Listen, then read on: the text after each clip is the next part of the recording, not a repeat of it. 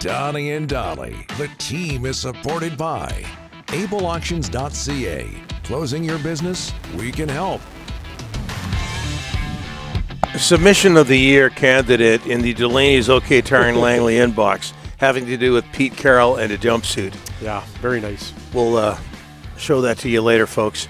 Meanwhile, it is Friday, and all of our guests today, including Anthony Stewart, standing by, are brought to you by the Bayside Oceanfront Resort. Experience West Coast luxury and Vancouver Island's winter charm with the Bayside Oceanfront Resort's winter getaway. Stay 2 nights or more and enjoy 25% off, now available every day of the week. Call them directly, 250-248-8333, or visit BaysideResortParksville.com and book your winter escape today. Canucks are in Carolina tonight. Tomorrow, they're in Toronto to take on the Leafs. And we're joined now to talk about the Leafs with TSN 1050 Leafs analyst Anthony Stewart, former NHLer. Anthony, thanks for doing this, sir. How are you? I'm doing well. How are you guys doing this morning on the West Coast? That's right. It's afternoon here in Toronto. So That's I did right. the map. Yeah, it's 11:05 there. It's great. I'm a mathematician. When it comes to math, you're talking to the two wrong people here, Anthony. Hey, listen, I was all ready to talk to you about how well the Leafs are playing, and lo and behold, they go out and lose to the Hurricanes last night 6-3. But before that, what about the reasons for the Leafs' success, Anthony? Well, this is a team that's dealt with a lot of adversity, dating back to even the offseason, right? You saw, John Tavares lose his captaincy. He started off on the third line. They had a bunch of injuries. But this is the team that just found a way to persevere as the season went along. They lost Austin Matthews for, twice for extended period amounts of time, and he's come back and hit the ground running. So I think for this group, they had to find a way to sort of persevere and really stick to Craig Berube's system. And there's been a lot of unsung heroes, and Joseph Wall and Stolarz and Tanev coming in, but ultimately the system has gotten this group through, right? They had 6 or 7 guys from the minor leagues for an extended period of time as well. So Craig Berube hockey is really, taking its course with this Maple Leafs roster. So, in years past with the Leafs, if, Tavares and Matthews were going and one of Nylander and Marner weren't, it sort of spelt disaster for this group. So yes, they did have an off game against, Carolina last night. There was a couple minuses that haven't been that bad since 1991. But collectively, the group, with all the adversity they've gone through, it's a miracle here. It's a miracle here in Toronto. That they're sitting in first place with a 4-point cushion in this Atlantic Division. Yeah, I think minus 17 total for the top line last night. Hey, you mentioned a name there, Anthony, familiar to Canuck fans, of course, Chris Tanev. What has he added to the Leafs? Accountability, right? And, same thing with Craig Berube. He's not asking you to do nothing he wouldn't do himself, but this is a player that's going out and giving his all every single shift. And, there's been certain, I've had teammates in the past that are all raw, and talking about the good things, but when it's time to block a shot or do what needs to be done, they're nowhere to be found. But this is a guy that's come in and, he's got an extra hop in his step. He's moving pucks, and he's actually come in as advertised. And you think about the free agents in Toronto over the years, there's been a lot of, high expectations for to come in. He's delivered and some more. Amongst the league leaders in block shots, he's a heart and soul type of player. He's been really great on his exits, but if you're a guy that's looking like your Simone Benoit or a Timmins or someone else, here's a guy making $4.5 million who's going to have a lot of money in the bank, putting his body on the line every single shift. So for me, it just shows that accountability that he brings every single shift, and it pushes the group, not just the defense, but the whole team to bring their A game every single night. Anthony, one more on the Leafs, and that is OEL, Oliver Ekman-Larsson. How is he been? Obviously, he came from Vancouver. He went to Florida, and now he's in Toronto. But how has OEL been? Well, I'm not speaking for Leafs fans, but thank you, Canucks fans. Right? Thank you very much. Thank the Canucks. On behalf of Leafs fans. Yeah.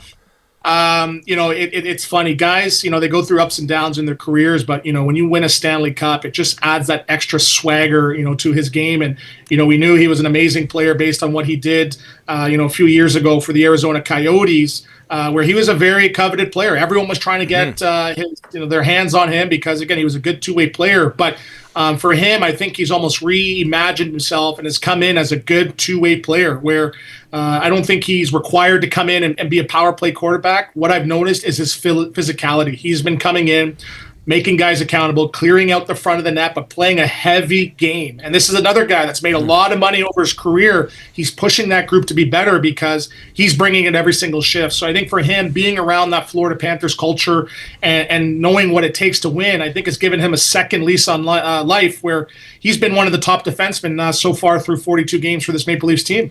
Anthony, your thoughts on the Canucks? You know, we got this Miller-Pettersson thing going on. They're both available in trades. But when you watch the Canucks this year, what are your thoughts about them?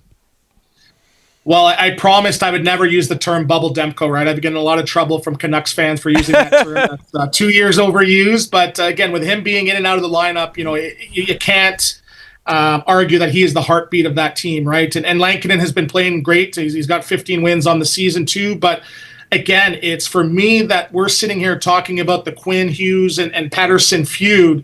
It's a lot worse than expected. And we saw them with the coaching staff try to put a little bit of water on the flames that's going on. But it is a big, big distraction. And this is the team, based off what happened last year in the playoffs, that they were supposed to take the next step and be competing with the LAs and the Vegas Golden Knights and the Edmonton Oilers. And just this year, I think they're maybe a tier below. So, yes, I think they got to get healthy.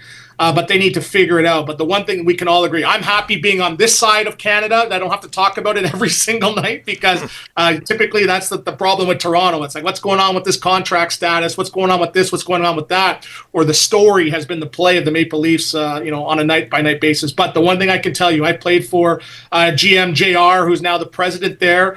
He's not shy. He's not afraid to make a move. He's not afraid to make a big, big splash. And yes, we know, he's not necessarily calling all the shots on the day-to-day, but I think something big is going to happen, and I can see it happening a lot sooner than later. I'm not an insider. I'm not the Elliot Freemans or the Johnsons, but that's what I'm hearing on this side of the coast. Now, Anthony, normally I wouldn't correct you, but you said the Hughes-Pettersson problem. It is, of course, Miller-Pettersson. I think when you said that, a lot of people in Vancouver went, oh, my God, there's another one going on? So I wouldn't say anything. Thank you for correcting me. Thank you for correcting me. Yes, the Miller-Pettersson. There you go. Miller off the hook. There you go. Hey, listen, I'm saving you. You know, like you'd have all sorts of Vancouver people coming after. Trust me. That's my social media blowing up. Exactly. Trust me, we know about that. Hey, Tavares and Marner, both UFAs, pending UFAs come the off season. Any way the Leafs keep both, Anthony? I think there's a way. I think there's a way to do it, and it's going to be a little bit more difficult as Matthew Nyes is an RFA, and he's looking for an extended bump on him. But I think the one thing we can agree with, Marner's going to get his money. We know that in the open market, but I don't think he can get more than what he would get in Toronto on an 8-year deal. So I think it's going to be a little bit more difficult to get him done, but for Tavares, it's going to come down, does he want to stay? And I was a big, saying from day one that the way that he's playing, he's not coming in, taking $3 million or $4 million. He is still a $6.5 million player, and he's going to be on pace for another 30-goal season. So, it's about the business side. And again, I know there's going to be some concessions on both sides, but he is a second-line center in today's NHL, regardless of the foot speed or lack thereof or what happens in the playoffs. And you look at his numbers, he's been one of the most consistent forwards in the league in the last 7 years since he's been in Toronto. So I think they get it done. But the numbers going up, the more goals he scores in the highest level that he's playing at every single night. But it's not going to be 2.5, 3.5, or 4. It's going to be a lot more than that based on what I'm hearing. It's going to be a lot of fun tomorrow night. Canucks Leafs. Always fun when a Canadian team, when any team really goes into Toronto on a Saturday night. We've got to get you back, Anthony. This was great. Thanks so much, my friend. All right, thanks a lot. Go Canucks, go. Thanks, Anthony. Appreciate it.